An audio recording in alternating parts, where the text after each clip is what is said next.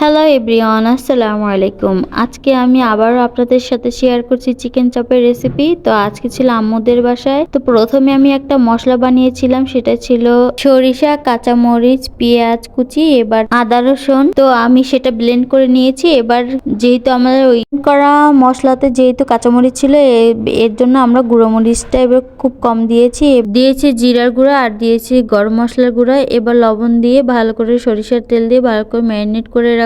এবার আমি নানরুটি বানানোর জন্য আগে পরিমাণ মতন পানিতে গুঁড়া দুধ, চিনি আর ইস্ট দিয়ে ভালো করে 10 মিনিট রেস্টে রেখেছিলাম। ডোটা ফুলে ওঠার পরে এবার আমি লবণ আর তেল দিয়ে ভালো করে সুন্দর একটা ডো করে রেখে দিয়েছি রেস্টে। এবার আমি চিকেনটা ভাজার জন্য নিলাম পরিমাণ বেসনে আমি কিছুই ব্যবহার করি না, আপনারা চাইলে লবণ আর গুঁড়ো মরিচটা ব্যবহার করতে পারেন। এবার আমি দুই পাশে বেসনটা লাগিয়ে নিব, লাগিয়ে এবার আমি একটু ঝাঁকি দিয়ে নিব যেহেতু এক্সট্রা বেসন না থাকে। এবার আর যেহেতু এটা ফার্মের চিকেন, তো এটা তাড়াতাড়ি সেদ্ধ হয়ে যায়। তারপর আমি এটা ক্রিস্পি করে ভেজে নিব, এটা খেতে ভালো লাগে। তো এপিট ওপিট করে আমি কিছুটা সময় নিয়ে ভেজে নিলাম। যেহেতু আমাদের চিকেনটা ভাজা শেষ, এবার আমি উঠিয়ে নিব।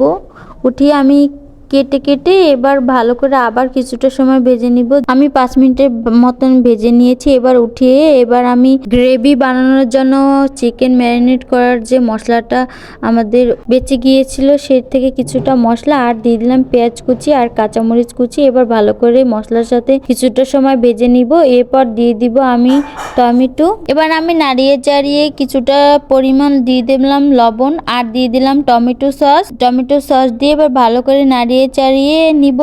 আর নাড়িয়ে চাড়িয়ে একটু সময় করে ভেজে নিব যাতে গ্রেভিটা সুন্দর করে ভাজা ভাজা হয়ে যায়। এরপর আমি ভেজে নেওয়ার পরে আগে থেকে ভাজা চিকেনটা দিয়ে দিলাম, দিয়ে ভালো করে নাড়িয়ে চাড়িয়ে নিব। এবার আমি কিছুটা ধনিয়া পাতা দিয়ে ভালো করে নেড়ে চেড়ে নিব। এই তো খুব সহজে বানিয়ে নিলাম চিকেন চাপ। আমাদের চিকেন চাপ ভাজা শেষ। এবার আমরা সার্ভ করে নিব।